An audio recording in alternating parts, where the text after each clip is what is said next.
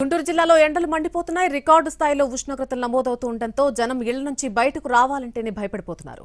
ఉదయం 10 గంటలకే ఎండలు టారెత్తిస్తున్నాయి. పల్నాడు జిల్లా పిడుగురాళ్లలో రాష్ట్రంలోనే అత్యధిక ఉష్ణోగ్రతలు నమోదవుతున్నాయి. గుంటూరు జిల్లాలో ప్రతిరోజు 45 డిగ్రీల కంటే ఎక్కువ టెంపరేచర్స్ నమోదవుతున్నాయి. గుంటూరులో వాతావరణానికి సంబంధించి మరింత సమాచారం మా ప్రతినిధి రామారావు అందిస్తారు.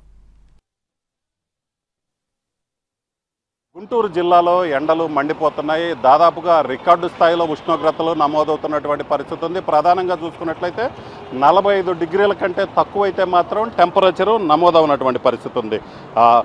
ఈ 15 రోజుల నుంచి కూడా ఇదే విధంగా ఎండలు గుంటూరు జిల్లా వ్యాప్తంగా కూడా మండిపోతున్నాయి. ప్రధానంగా చూసుకున్నట్లయితే ఉమ్మడి గుంటూరు జిల్లాలోని పల్నాడు ప్రాంతంలో అయితే ఎండల తీవ్రత మరింత ఎక్కువగా ఉందనే చెప్పుకోవచ్చు.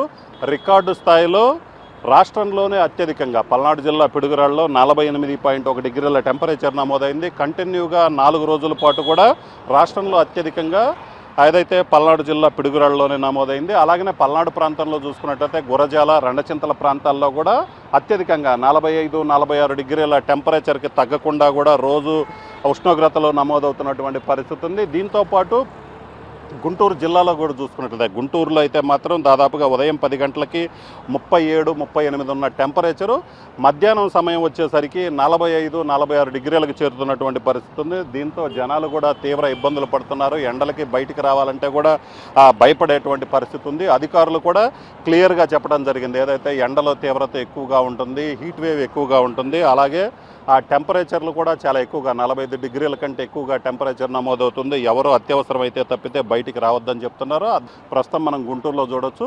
ఏదైతే పనుల మీద బయటకు వచ్చే వాళ్ళు అయితే మాత్రం ఇబ్బంది పడుతున్నారు. అలాగనే ఈ ట్రాఫిక్ సిగ్నల్స్ వద్ద కూడా, ఎందుకంటే ఈ ట్రాఫిక్ సిగ్నల్స్ ఉంటాయి, ఈ ట్రాఫిక్ సిగ్నల్స్ దగ్గర దాదాపు నిమిషం నుంచి 2-3 నిమిషాలు ఆగాల్సిన పరిస్థితి ఉన్న నేపథ్యంలోనే అధికారులు కూడా, ఎందుకంటే ఎండ తీవ్రత ఎక్కువగా ఉండటంతో మనం విజువల్స్లో చూడొచ్చు, ఏదైతే సిగ్నల్స్ దగ్గర చూసినట్లయితే గ్రీన్ నెట్ అయితే ఏర్పాటు చేశారు. సో ఈ ఏర్పాటు చేయడం వల్ల సిగ్నల్స్ దగ్గర ఆగినప్పుడు కొంత ఎండ తీవ్రత నుంచి తప్పించుకోవచ్చు. ఎందుకంటే 45 డిగ్రీల కంటే ఎక్కువ టెంపరేచర్ నమోదవుతున్న నేపథ్యంలోనే గుంటూరు కార్పొరేషన్ అధికారులు ప్రధాన ఏదైతే సిగ్నల్స్ ఉంటాయో ఈ సిగ్నల్స్ వద్ద చూసుకున్నట్లయితే ఇలాంటి ఏర్పాట్లు ఏదైతే ఎండవేడి నుంచి తప్పించుకోవడంలో భాగంగా ఈ విధంగా గ్రీన్ నెట్లు కూడా ఏర్పాటు చేయడం జరిగింది. మరోవైపు చూసుకున్నట్లయితే జిల్లాలో వడదెబ్బతో మృతి చెందే వాళ్ళ సంఖ్య కూడా పెరిగింది. దాదాపుగా ఇప్పటి వరకు చూసుకున్నట్లయితే ఒక గుంటూరు జిల్లాలోనే ఆ వడదెబ్బతో 10 మంది దాకా మృతి చెందారు. సో ఈ నేపథ్యంలోనే అధికారులు కూడా అన్ని హెచ్చరికలు కూడా చేస్తున్నారు. ప్రధానంగా రేపటి నుంచి రోహిణీ కార్తె బిగిన్ అవుతుంది. సో రోహిణీ కార్తెలో రోళ్లు పగులుతాయనేది ఒక సామెత. ఇప్పుడు రోహిణీ కార్తెకి ముందే ఈ స్థాయిలో ఎండలు ఉన్నట్లయితే ఖచ్చితంగా రోహిణీ కార్తె సమయంలో అయితే మాత్రం చూసుకున్నట్లయితే దాదాపుగా టెంపరేచరు 50 డిగ్రీల వరకు కూడా చేరుకుంటుందని అధికారులు అంచనా వేస్తున్నారు. ఈ నేపథ్యంలోనే రేపటి నుంచి రోహిణీ కార్తె, రేపటి నుంచి ఏదైతే జూన్ 8 వరకు కూడా రోహిణీ కార్తె ఉన్న నేపథ్యంలోనే మరింత జాగ్రత్తలు తీసుకోవాలని కూడా అధికారులు హెచ్చరిస్తున్నారు. ఎవరైనా అత్యవసరమైనటువంటి పరిస్థితి ఉంటే తప్పితే ఖచ్చితంగా 10 తర్వాత అలాగనే బయటికి రావద్దు. అలాగనే అత్యవసరమైన పరిస్థితి ఉండి బయటకు వచ్చినా కూడా ప్రికాషన్స్ ఏదైతే వడదెబ్బ తగలకుండా కూడా చర్యలు తీసుకోవాలని కూడా అధికారులు చెప్తున్నటువంటి పరిస్థితి ఉంది.